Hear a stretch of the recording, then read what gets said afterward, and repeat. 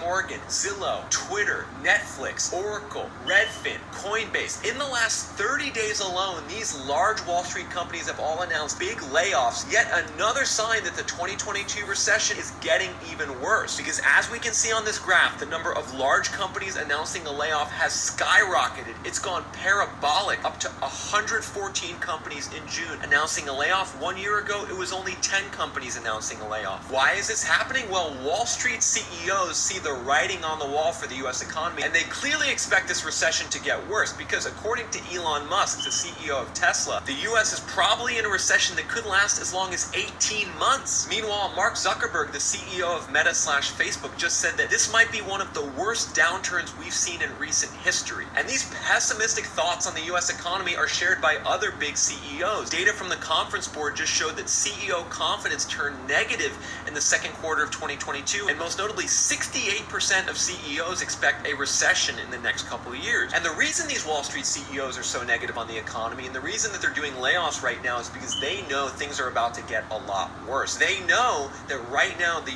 US is in a massive debt bubble where the total debt between corporations, government, and consumers is nearly 300% of GDP, the highest level of all time. On top of that, they know that we're in a raging asset bubble where the value of the stock market and the housing market is also near 300% of GDP. And they know that a combination of a debt bubble plus an asset bubble is bad news for the future of the economy, especially in a rising interest rate, highly inflationary environment. And it's very likely that as inflation continues and as Jerome Powell and the Federal Reserve hike interest rates, we're going to see this debt bubble and this asset bubble collapse. And it's these layoffs which are warning you all that this is coming. This is just the tip of the iceberg, seeing Tesla lay off 10% of its salaried workforce, seeing Redfin and Zillow and real estate companies lay people off, seeing mortgage origination companies go bankrupt. This is a sign that things are about to get a lot worse, especially in a state like California, which you can see on this map has by far the largest share of layoff announcements in America. Over 100 companies so far in 2022 in California have announced layoffs. That's